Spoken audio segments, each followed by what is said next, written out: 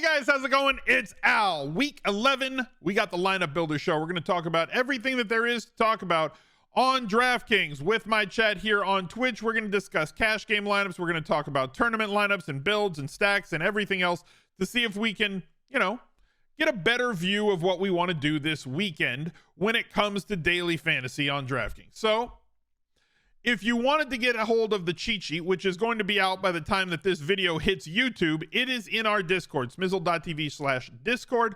You can subscribe in the Discord itself for $5 a month. You can subscribe here on YouTube. Go to smizzle.tv/join. That link is down below in the pinned comment. Or if you're on mobile, or you can just, click it if you're on desktop.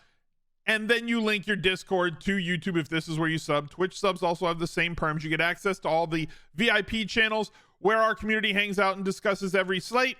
And you get access to the Friday cheat sheet for NFL. So thank you guys for being here. Drop a like on the video, subscribe to the channel, ring the notifications bell, and let's go. He's a legend.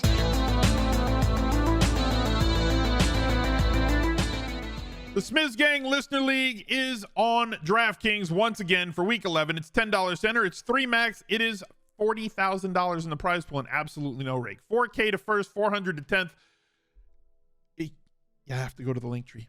It does not exist in the DraftKings live because it's a rake-free tournament. Go to smizzle.tv/links if you wanted to join the Smiz Gang Listener League. That will take you there. And you can jump in there. And on the Fantasy Football channel, every single Monday I do a recap video of the previous week where we will shout out the top 10 finishers in the Smiz Gang Listener League. So thank you guys for jumping in there. Let's fill it again this week so that they don't make it smaller going into Thanksgiving week and everything else. And let's bring in the chat and see what they have to say today. I think that this is a weird week. In the sense, and usually when I say that, I mean like it's difficult or things are off. I think that there is so much more value this week than there has been pretty much at any point during the season. There is more value at running back. There's been a lot of value at running back, but there's even more. There's more value at wide receiver than there has been. It's entirely possible to build kind of whatever build that you want. Now, there's guys that are priced up at wide receiver. Tyreek Hill, 93. CeeDee Lamb, 92. Steph Diggs, 91. Keenan Allen, 9,000. All of them in tough matchups for opposing wide receivers. Amon-Ra St. Brown is at 88. And then Kupp way down here at 81. Then it gets kind of lower from there, right? Adams, Waddle, like these guys are definitely tiered down from all of these Rainmaker superstars up here. However, because of all the value that exists out there, because certain injuries or just, I think that everybody on Arizona is just mispriced, right?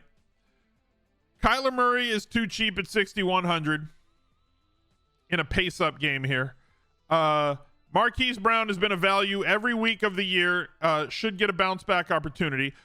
Rondale Moore is too cheap for the role that he played last week, but Houston plays a lot more zone and Atlanta plays a lot more man-to-man. And the way that they ran Rondale Moore against man-to-man last week is not how they have typically played him against zone. I'm hoping that he keeps the same role that he had last week on deployment, but their zone killer has been Michael Wilson. He's 3,400, and Houston does play a ton of zone, and they're not great at it either.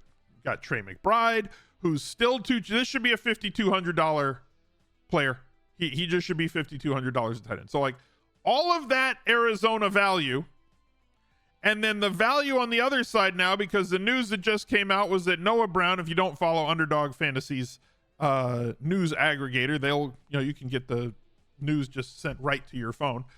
All of this usage that he's had the last 4 weeks since coming back from his injury, he's out. Noah Brown will not play in week 11. So now, if Nico Collins is back, he's 6,700. That's not cheap, but Tank Dell entirely too cheap at 5,900 now. Dalton Schultz at 5,000 is palatable, and Bobby Trees is only 3,700 and should play 80% of the snaps because of the absence of Noah Brown. Whether they use Tank Dell on the inside in the slot, I think that Woods is going to play the majority of the slot snaps. And Tank Dell will play 80% outside, and he'll travel into the slot. They do move their wide receivers around a lot, but Noah Brown was primarily in the slot. So like now you've got all that other volume. You have all that other volume. That is very, very easy. Write-in vote for Sam Howell at Cash Game QB. He's fine. He's definitely fine. There's a lot of quarterbacks in play for Cash Game in that kind of range, right? So in that range, Sam Howell, they just throw it so much. Efficiency, not volume, is what leads us to quarterback scoring.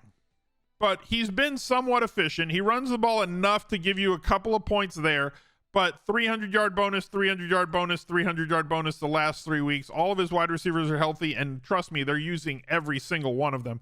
6,300 as a one-off play against the Giants for Cash Games is fine. Kyler Murray at 6,100 is fine. Now that he's back, Trevor Lawrence against Tennessee, 6,000 is fine.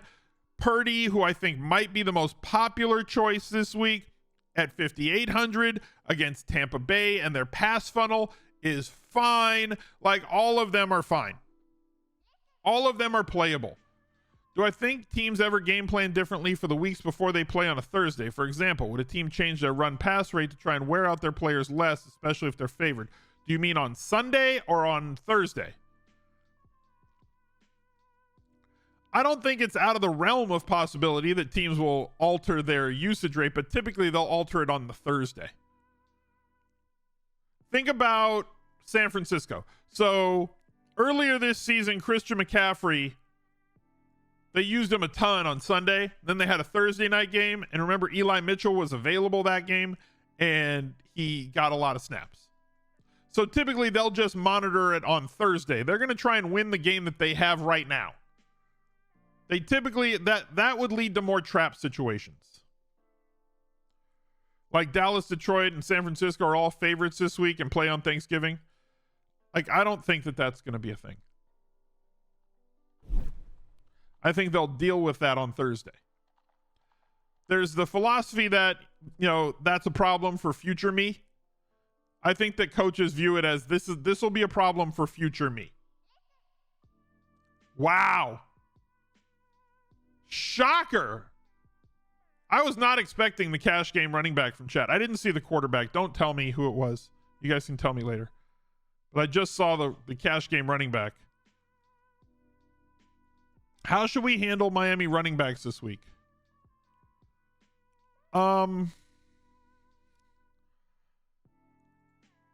Nothing we've seen leads me to believe that Devon Achane is not going to return to his previous role. And that's not this, right? It's not 22. That's not his role. That was a 1 week situation. Devon Achane is not a big guy. He's smallish, right? He's not a big running back. You have to kind of monitor his snaps and his touches. This is more realistic. 10 to 14 opportunities is way more realistic for Achane than a game where they were up 40 and then won by 50, and so they just all got extra runs late in that game. This is a more realistic outlook of the type of usage he's going to get. Not the average yards per carry. That's not going to sustain. The big playability will sustain. That'll always be in his locker. If he gets loose, he's going to break one. But he's not going to get loose every single game. So, like, people are going to say, oh, yeah, he's going to get me 100 yards and 2 touchdowns because that's just what he does. It's not going to really be the outcome. However, he's not going to carry much ownership. Mostert also, limited participant on Thursday. Monitor the Friday practice report when this comes out. He's going to be the lead guy, and they're going to mix him in, and then they're going to play a third guy as well. Then they're going to play one more guy behind him. Nobody's going to get 20-plus touches in that game. It's just not going to happen. So I think you have to be a little bit mindful with how you play them. Would I play Robert Woods in other lineups that don't have Stroud, is how I'm interpreting that? Yes. I think Woods is fine as a one-off now that we have the Noah Brown news. I think that the Hayden Hurst is listed out. I haven't seen anybody else listed out. I'm watching the Underdog. I've got Twitter down here, and I'm kind of watching the Underdog. I've got a column set up. I was trying to think about the word. I have a column set up in TweetDeck. Is Jerome Ford cash game viable? Yes, but at the same price point, I kind of prefer Singletary in the matchup that he's in. They're the same price. So, like, Ford's fine, but Singletary's better. How do you handle the Lions running backs in tournaments? Lions running backs, in my opinion, and this is all my opinion. I talked about this before. Jahmyr Gibbs has looked extremely good. And the Lions offense has looked extremely good when Jahmyr Gibbs has been given an awful lot of touches. They got plastered by Baltimore, but like everybody's getting plastered by Baltimore. So whatever. You can throw that game out, but even in chasing, he still got you 27.6 DraftKings points. This offense looks real clean when Jahmyr Gibbs is getting a lot of touches, and I don't think that that's going to change. 19 opportunities last game against the Chargers with the return of David Montgomery. It's my opinion, and I could be wrong, that Jahmyr Gibbs is going to be the 60% in this 60-40 split moving forward, but there's a fly that could be thrown in this ointment. David Montgomery did play for the Chicago Bears before, and if there is one coach in the NFL who might go with the "this is your former team, go stick it to them" revenge game narrative, David Montgomery could score multiple touchdowns in this game, just on the sense that if they get inside the 5 carries,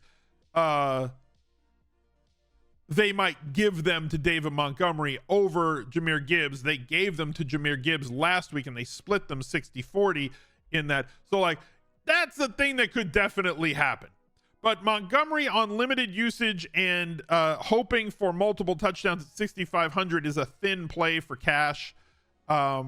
It's possible to get there with that in tournaments, but it's pricey, especially looking at all of the other guys who are around, right? Looking at all of the other guys who are around at that price point, right? Gibbs at 7K, Mostert 6,900, Jacobs 6,800 against Miami, Ken Walker against the Rams 67, Tony Pollard, who nobody wants to play, but as I said on Tuesday, is probably going to project as like the number 1 running back value on the week, is just sitting there at 6,600 against Carolina, and they're favored by a massive amount, and Carolina's terrible against the run. Like, look at what Carolina's done against the run this year. 133 allowed, 110 allowed, 162, 159, 135, 146, 134. Like, they just give up 100 yards every week. So it's a lot. You know, there's a lot. Frymuth not mentioned for cash tight end. What? I'm very confused. Worried about, very confused. Worried about Rico eating into Pollard's touches. No.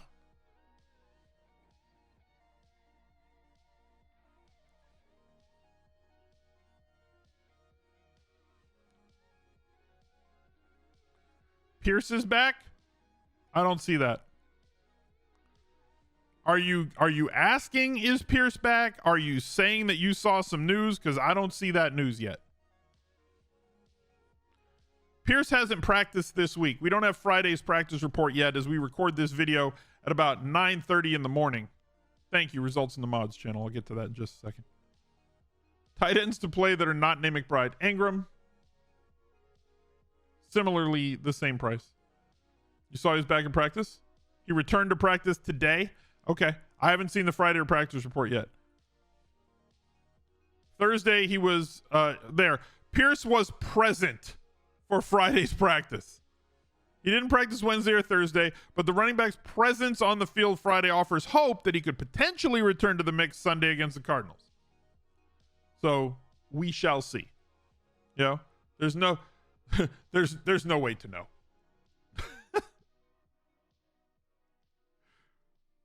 It's one of those things. Who can know?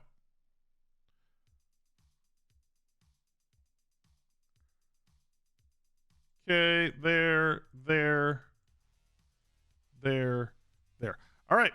Let's go through the cash game plays that that chat has selected from the polls that we run every single week here for this video. Chat's cash game quarterback, and I was right. I think that this is the guy. They had voted before I started talking about cash game quarterbacks. They picked Brock Purdy. I think he's the best value. But as I highlighted, there's like 3-4 other guys around that range. At running back, this one was an upset. Chat picked Breece Hall. Very interesting. Is their cash game running back? Apparently, they do not want Pollard. They're like, I'm not voting for him. And nobody was buying Devin Singletary, who I think is very good value, assuming that Pierce is out. So Breece Hall was Chat's cash game pick at running back. At wide receiver, the news came out that Noah Brown is not going to play this week. So Tank Dell is the player that they chose. Double-digit targets the last 2 weeks. Big-time touchdown upside. Excellent player. Under 6K. Going to be very popular this week as well. And at tight end, just plug and play him again until he's like 5K. He's getting way too much usage. Throw out the game against Cleveland. 23 targets in the 2 games. Not their massive upgrade. But like, this is Chat's cash game core where they're starting with. I think it's fine. Right? I think Purdy's right. I think Hall is aggressive, but fine. He gets enough volume just there on the road and playing from behind in this game on a bad offense. I would probably want somebody with more touchdown upside and a softer landing spot personally. Tank Dell, I think, is great. And Trey McBride, I also think, is fantastic. So solid cash game core. You voted for Singletary, but if Pierce is back, probably yes. If Pierce is back, no.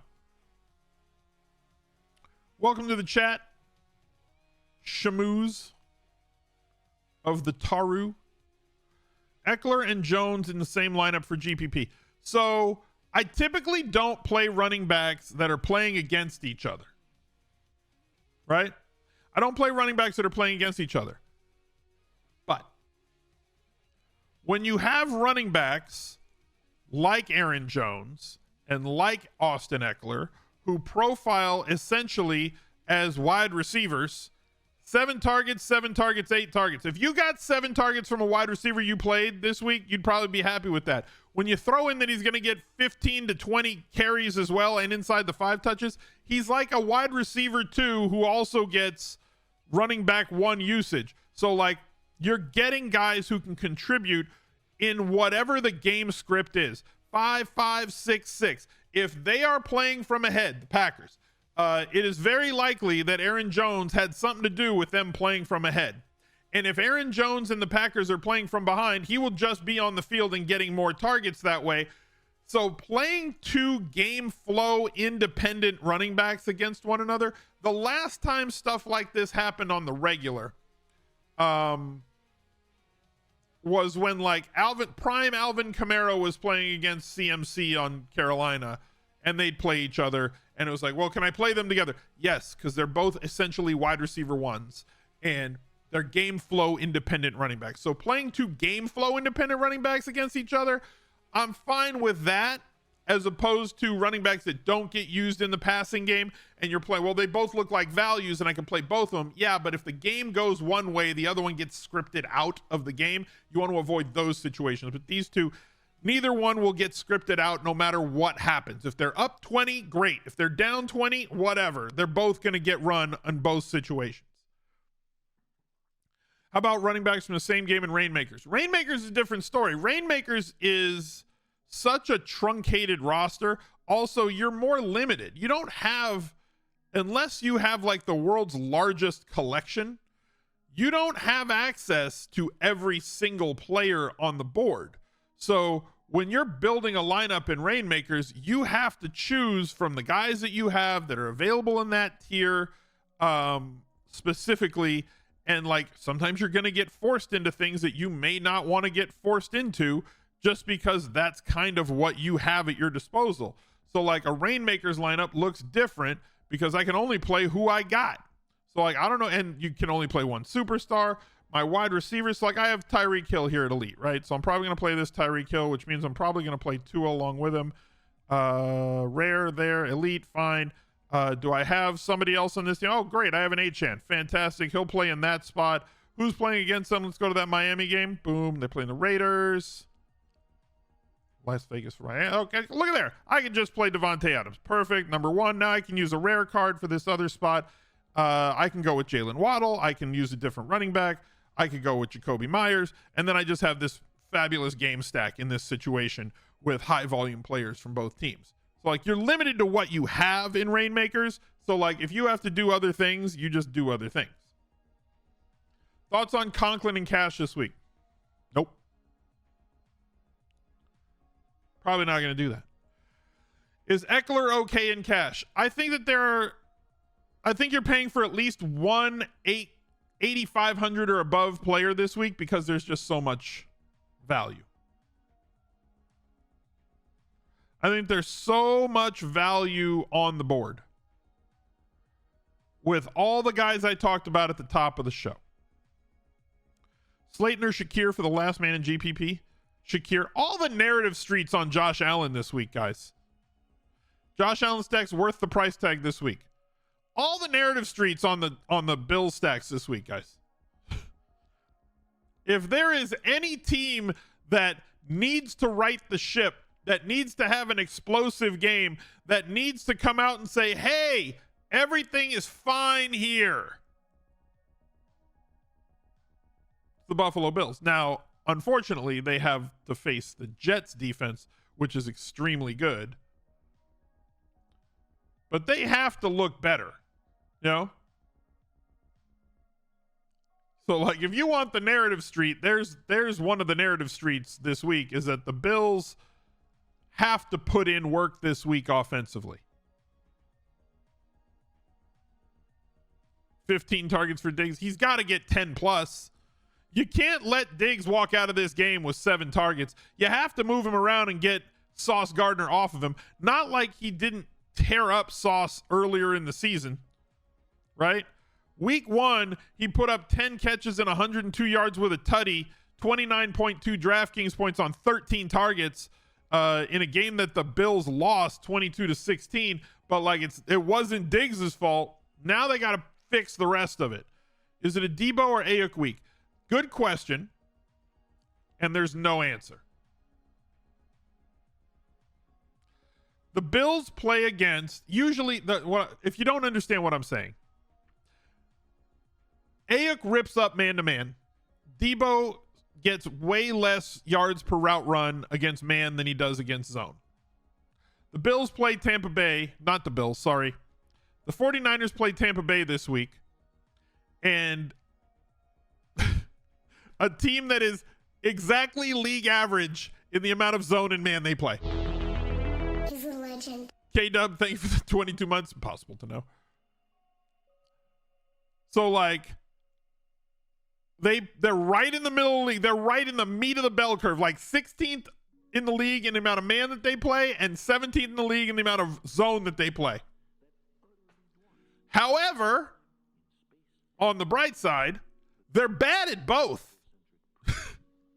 They're like one of the bottom 5 or 6 teams in terms of explosive plays allowed against man-to-man and the same against zone. So they play an equal amount of both and they suck equally at both, which is fantastic. So there's no simple, this is a week where they're playing a team that plays a ton of man-to-man, play Ayuk, or they're playing a team that plays a ton of zone, play Samuel. They're playing a team that plays equal amounts of both and sucks equally at both defenses, which is nice to see. What are a couple of my favorite leverage spots for GPPs this week? I'd have to look. So, like, the most obvious one is nobody wants to play Pollard. But people are going to play Pollard. Pollard's going to be 15-20% owned, whether people want to play him or not. If you want the easiest leverage in the world is find the running backs that are going to have really high ownership and just play the passing game instead. Right? So, like, if Travis Etienne's going to be really widely held. He's looking like he's going to be over 20%. Lawrence doubles are easy. You know, it's not, yeah. If people are going to play Tony Pollard, and people should be playing Tony Pollard, right? It's the GTA 5 me. Well, here we go again. If he's 20%, Dak, Lamb, Fergie. Dak, Lamb, Cooks. Sure. What about James Conner for leverage? I think he's going to be popular. Brian Robinson in cash seems interesting. I like Brian Robinson. We're going to have to wait and see which running backs are in and which running backs are out. If Pierce is out, I think that Singletary is the guy. I don't know if he's going to be out. He was present at practice. Giants defense for all the marbles.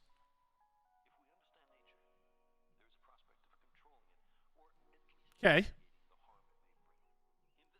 Gibson's out. I haven't seen that.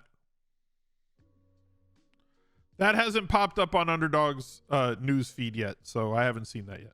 Is double tight end viable this week in cash? Sure, you could. I don't think it's necessary. Better double stack Dell and Woods or Dell and Schultz. I like to involve a tight end in my stacks, whether it's a stack or a bring back.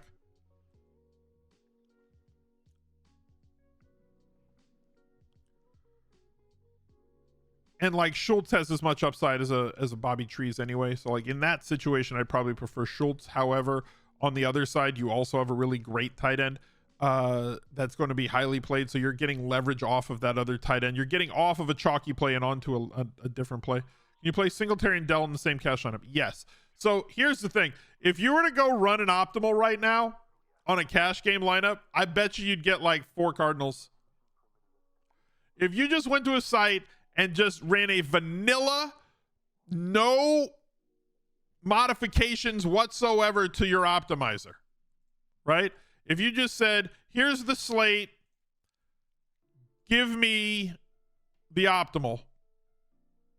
I got 5 Cardinals in this one. I just ran one. 5 Cardinals. Kyler Murray, Michael Wilson, Marquise Brown, Trey McBride, Rondale Moore, all in cash. I'm not saying you should do that. But like, best under 2,500 defense. I don't think there is one. DraftKings has changed the way that they've priced defenses. And I don't think that there is a very good defense under 2,500. You're talking about the Raiders versus Miami, the Bears against Detroit, Packers against Green Bay. Packers against the Chargers, and Panthers against Dallas. I just don't think they've priced up defense to the point where 2,600 to 31 or 3,200 is the new 2,500 and down. Defense is a variance spot anyway, but DraftKings has priced up the teams that get pressure now. They've changed the way, they've tweaked the salaries this year. You're done paying up for defense after selling out on the Cowboys last week. Right. So like, that's why I said the Buccaneers and the Browns were better plays in tournaments. I think I had 1% Cowboys defense in tournaments, but I had the Cowboys in cash because that was the right cash game defense to play with the way that it shook out. Jets and Packers D. Look, go for it. Are any Giants wide receivers viable for one-offs? I don't think so. Anything could happen, but it's not like we're starved. We're not starved for value. And like,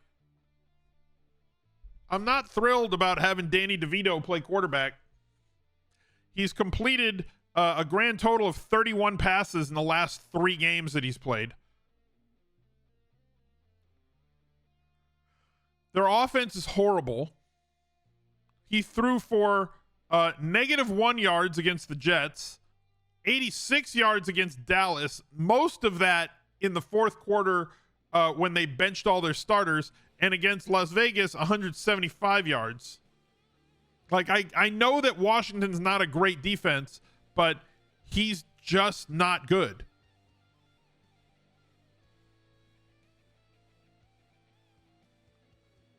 And there's so much value out there. Okay, we have Antonio Gibson listed doubtful for week 11. So take that as you will. We've been on Brian Robinson. He was the cover boy on First Look this week for a reason. I really like Brian Robinson this week. And if Antonio Gibson's out, he's going to be somebody that everybody's going to flock to. Somebody asked, how do I get the news feed for Underdog? Here's the Underdog account. Underdog __ NFL. They got to do something better than that. Y'all got enough money. Buy one underscore away. Or buy both. Buy the account that just has one.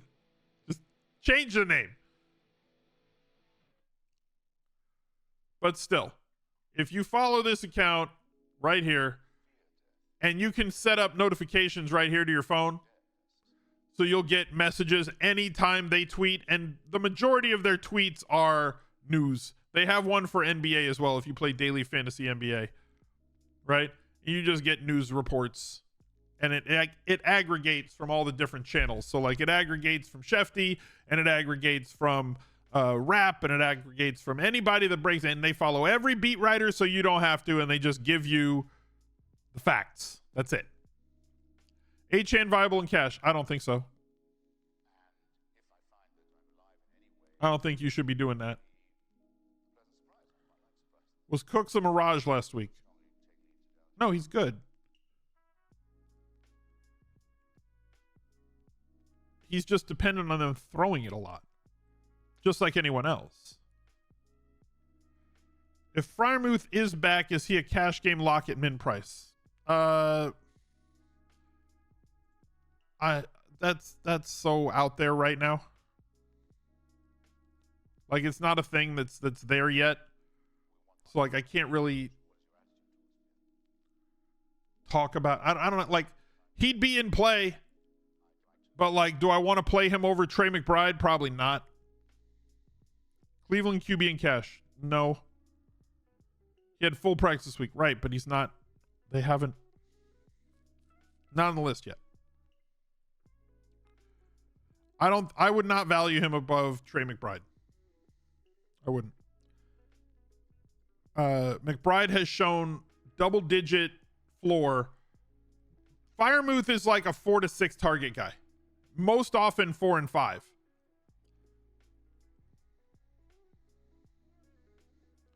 Are Stafford doubles viable this week? Everything's viable in a tournament, guys. Anything can happen. Mike White won somebody a millionaire maker. So, like, anything can happen. Whether or not the probability of it happening is a different story. You know? And what I'm looking for is that thing, does it have a higher probability of happening? It's kind of like pot odds in poker, right? Like, am I going to get paid enough if the thing happens? If I'm right, am I going to get paid enough? Is Montgomery a good leverage player, or is he just fine? He's touchdown dependent. However, they've shown a propensity to slam him into goal-to-go situations so far this year anytime he's been healthy.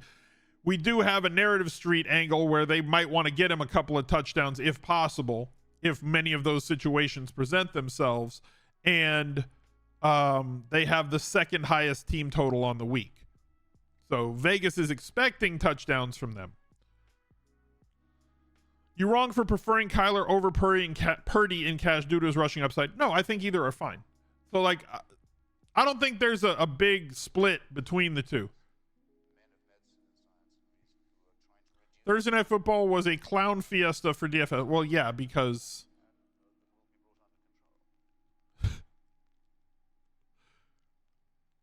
everyone got hurt. but like Lamar was the captain and he was the optimal captain. And then Mark Andrews got hurt and Gus scored a touchdown or two and Mixon had a good game and Chase did nothing because and Burrow got hurt and like all that stuff happened. Can we go over the wide receivers 3,000 and 3,500 and less? I mean, 4,000 and less is probably better. So Gallup's just there is kind of like everybody can catch a long touchdown, right? There's always going to be guys that catch a long touchdown, but that's not something we want to bank on. You don't want to play guys who get 2 and 3 targets a game, like MVS, like Gallup, like whatever. Josh Reynolds at 3,700 is interesting because there's a possibility with the injuries that they have that he could get a 4, 5, 6 target game at 3,700. But Robert Woods is going to get 6 or more targets in this game with the injury to Noah Brown. I'm expecting him to play in the slot. Elijah Moore, upgrade in his role, downgrade at his quarterback. So, like, I don't really like the Browns this weekend. Mingo's running more snaps. Mingo's running more routes, getting more snaps. They're starting to work him in, but ugly situation in Carolina. Don't really love him. I do like Michael Wilson because Arizona does play more zone than man, and Wilson has 1 catch this year against man coverage. So if you're looking to play a cheap wide receiver on Arizona, I think I prefer Michael Wilson to Rondale Moore. And maybe I'm reading too much into it, but Rondale Moore had his best game of the season from a deployment standpoint last week. He ran more routes. He got more targets. I think it was his highest target percentage on the year, if not his second highest target percentage for his team on the year. And it was his deepest ADOT of the year. He had like an 8.5 yard average depth of target last week. And he's somebody that usually floats around 0 because they don't target him. Like they target him like 4 yards behind the line of scrimmage. He gets -4 air yards. So they actually played him more down the field. However, their game against Atlanta was more against man-to-man. And his yards per route run against man and his ADOT against man this year is better than his ADOT against zone. And Arizona plays a lot of zone. And Michael Wilson is their zone beater. And so is McBride. So I think that this... As much as I do want to believe that Rondale Moore is getting a change in the way of his deployment, he's no longer going to be utilized like Jared McKissick without the targets. Maybe that's just to be safe for man-to-man. So like he's a little bit more dangerous to me today than he was like 3 days ago, at least from my outlook on it. Jalen Guyton is going to be forced into running a whole lot of routes up against Green Bay because of all the injuries to everybody on the Chargers. Shakir is a dart. Like everybody else is like, they're not going to get more than a couple of targets. Nobody else down here. NWI, Khalif Raymond, Slayton, Marset, like all these guys are just, maybe they catch a 60-yard touchdown on 2 targets on the day. Like I tend to steer clear of players like that. And I think that people are looking too much for players like that. And I don't think you have to. Who benefits most on Houston with Brown being out? Everyone. All like CJ Stroud spreads it around. Right? Like we know that. CJ Stroud spreads the ball around. When they have 4 wide receivers, and they run a lot of 3 wide, when they have 4 wide receivers, it gets difficult because they're going to throw the ball to everybody. So the less players that there are running routes, the better it is for us in fantasy because we have a more consolidated amount of players that are going to get catches. So if we look at Houston, and let's go here, and let's see. I need to do custom weeks. What weeks was he out? 2, 3, 4. You come back 5 or 6. No Brown there. Okay. So if we isolate for those weeks, these are the guys who ran routes. This was basically it. 126 routes for Robert Woods, 120 for Nico Collins, 112 for Tank Dell. Dell played 29% of the snaps in the slot. 56% of the time it was Bobby Trees. I think that Trees goes inside this week. I think that Tank Dell plays outside mostly. As you can see, they do move their guys around a lot. They do good things when it comes to offense. And in terms of targets and receptions, they're all pretty much equal. It's just going to be these four guys. So, like, I don't think it's a situation where you can say he's out and therefore this is the guy. I think they're going to lean on these three primarily. I think that Robert Woods is a solid professional veteran wide receiver at this point, who, unless something really breaks down, is going to have a low ADOT and low opportunity for downfield touchdowns, where Nico Collins and Tank Dell will play the majority of their snaps outside and therefore have more big splash opportunity, more breakaway opportunity just based on their athletic profile versus Robert Woods at this point in his career. So that's why I say everyone benefits, because they'll all just play. Robert Woods is a really good floor play. He would have to get to ceiling on volume and short yardage touchdowns. Now, look, if he breaks the 65-yard touchdown, don't race here and say, you say you could do it. No, I'm just saying it's unlikely. I deal in probabilities. I don't deal in absolutes. Only a Sith does that. So I really have to factor in, like, what is the probability of Robert Woods breaking or catching a 60-yard touchdown, especially one that's over the top on air yards? Not really high. But could he get a screenplay and then break a few get some blocking and break out, and he's got a convoy with him? Yeah, like, he could, right? But I'm not going to sit here and act like a Sith Lord. I can't because my microphone's on it. My headphones are attached. Yes. Bobby Trees is going to get a 65-yard touchdown this week. Excellent. No, that's not how I do things. I messed up my earphones and everything. Now I got to put a whole thing back to do it. Yes. Do it. Fields or Murray value for double stacks? Yes. He said it in a deep voice. It's totally happening now. Henderson at 5K, a good play. GPP only. If you wanted to get after him in a GPP in his final week as the lead dog for the Rams offense, that's fine. What music do I play? Whatever it is that you guys hear faintly in the background. It's mostly Veritas. Shout out to Veritas.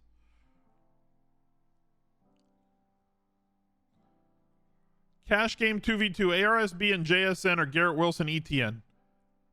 I like ARSB the best out of that group. So him.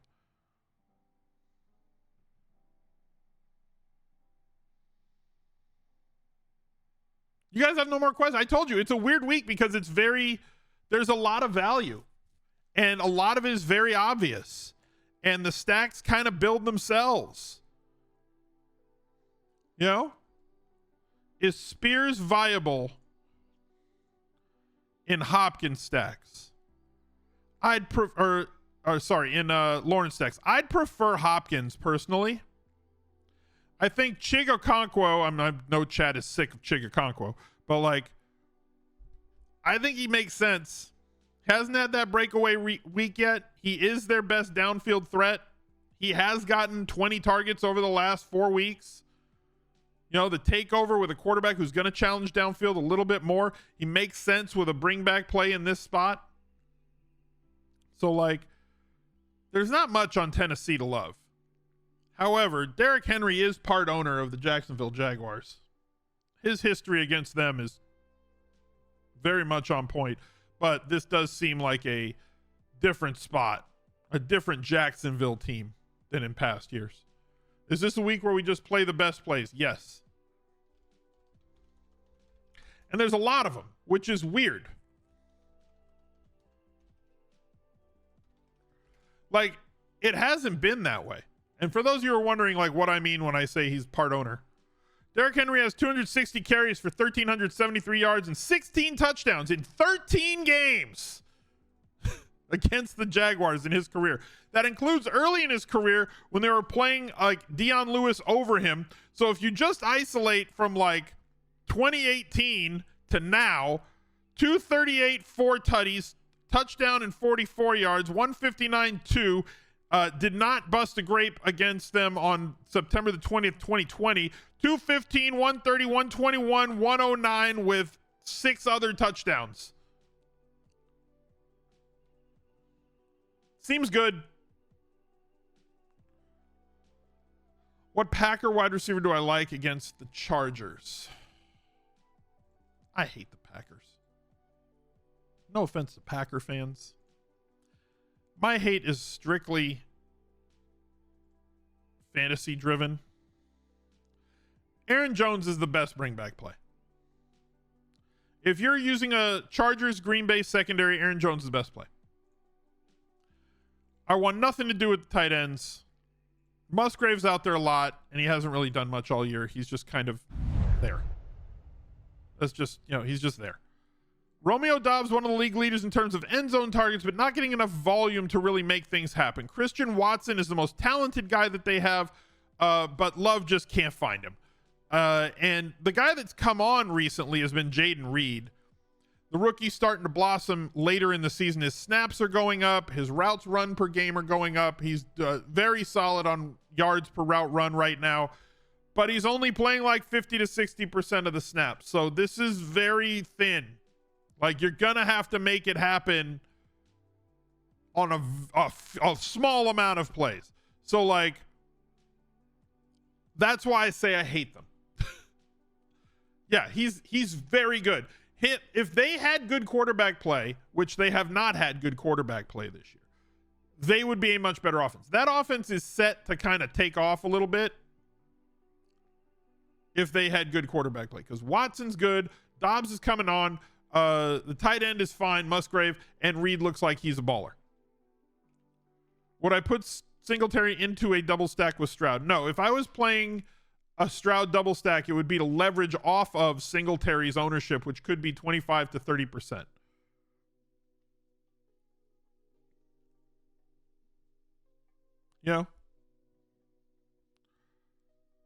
So it's a move to get away from Singletary and leverage off of Singletary more than it would be a move to, hey, how can I get Singletary 2? I don't want to get Singletary 2 if I'm playing Stroud stacks. Like, assuming that Pierce doesn't play, Singletary right now is projected at like 26% ownership on one site. He's projected at 29% ownership on another site. Aggregate, he's at on like the 5 sites that I have here, I've got him at 27.87%.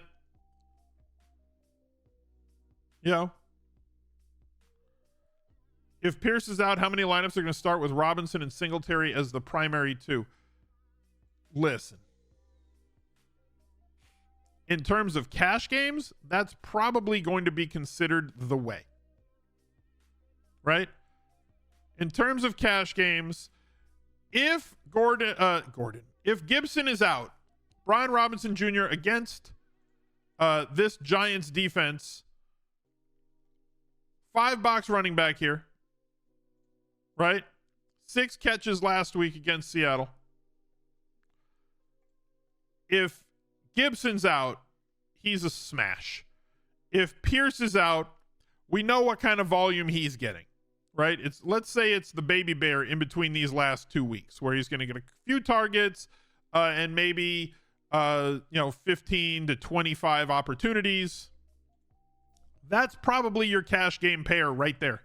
2 $5 running backs in this situation. Because then you could do basically anything else you want. Right? Basically do whatever you want. Curtis Samuel will be active again. Right, but that doesn't affect Brian Robinson. Underdog picks this week? I don't know. What do you want to do on Underdog? We can do Underdog. What game do you want to... Like, we'd have to look. I haven't even gone to Underdog yet. It affects Dotson. Everything affects Dotson.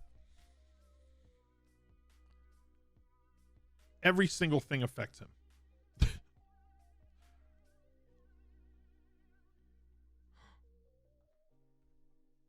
Underdog added spicy. This one's spicy. If you don't have an account over at Underdog, use promo code ALSMIZZLE, ALSMIZZLE, and get up to a $500 first-time deposit bonus to the site. So, like, what do we get for this? If he throws, I'm gonna put $100. If he throws, I got a spicy in there. Are there other spicies? Where are the spicies? Quentin Johnson touchdown, Joshua Kelly touchdown, spicy. All I want is spiciness. There we go. Spicy. What other spiciness can I add to this? Is there Jaden Reed spicy? Ooh, it's touchdown. No, I need a spicy. Fumble loss for Aiden O'Connell. This will go 4 for 5. How can we make this spicier? How can I make this? This is new. This is a new thing, and I'm on board. Oh, Devon Achane, spicy. Some of them are 2 times spicy. See, this is only a 1.25, but like there was one that was a 2x.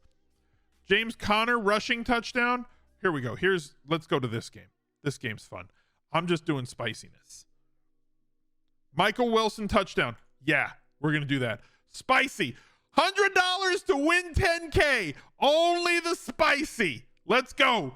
Head over to Underdog. It's a whole lot of fun. I just had a lot of fun building this stupid spicy pick'em card.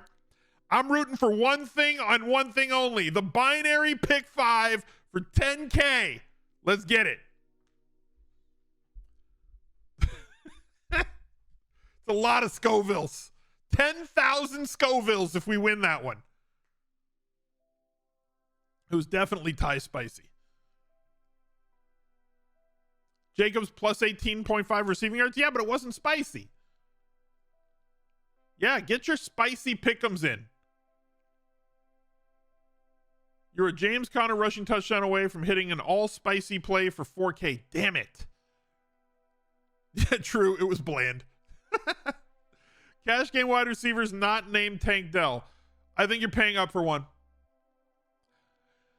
I think there's so much value that you're going to pay up for one.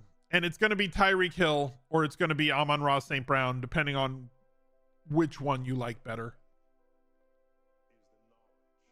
I think those are the 2 pay ups. See? And chat's even torn. Tyreek Hill, Sun God, Cheetah.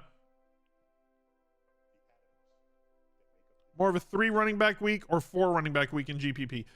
You can't predict that for GPP. You can say that for cash. GPP is about ceiling. GPP is about getting everything right. And some weeks it's a rushing one if there's the value that allows you to get to the stacks that you want, or you're using a bring back play. But a lot of the time I'm utilizing a pass catcher in my tournament lineups because I want to correlate through pass catchers. And it's just much easier to do, and they have equal to higher ceilings than a lot of running backs do, as running backs don't have that 100-yard pass catching upside in DraftKings scoring on DK. FanDuel, different story. What about CeeDee Lamb? What about him? He's good. I like him a lot. I think that the other 2 are probably better points per dollar plays than him, which is what we should be more concerned with in cash games. I think CeeDee Lamb is great for tournaments.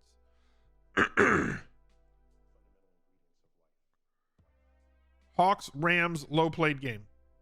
Yeah, probably. I don't think a lot of people are going to go that route. Could fit both of you at B-Rob and Singletary's. You can fit a lot. First of all, you have an expectation of 40 plus opportunities if you play Singletary and B-Rob if both Pierce and Homie are out. And it's just so cheap. It's sub 11K for 40 plus opportunities, and you can do whatever you want. Yes, I'm saying people won't flock to that game. Yes. Can I give you your top 5 values? Yes, in the cheat sheet. As soon as this video is done, it'll post in Discord. Everything will be in Discord. Are there limitations on Justin Fields this week? Don't know. They haven't said there would be any. It was his thumb that got hurt. So if he's playing, it means that they think that he can throw and throw accurately.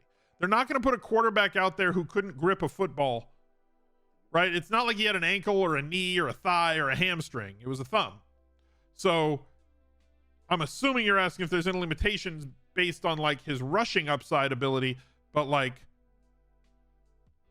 if they're putting him out there, they're not going to be okay, you can only throw to a 20 yards down the field. If he's out there, he is fully a go with that thumb. If Pierce is playing, is Singletary still a cash game play? No. Singletary's value is in the fact that he's the only guy in town right now. I think that's going to do it for this week. I appreciate you guys being here. Drop a like on the video, subscribe to the channel, look out for another video right there. He's a legend.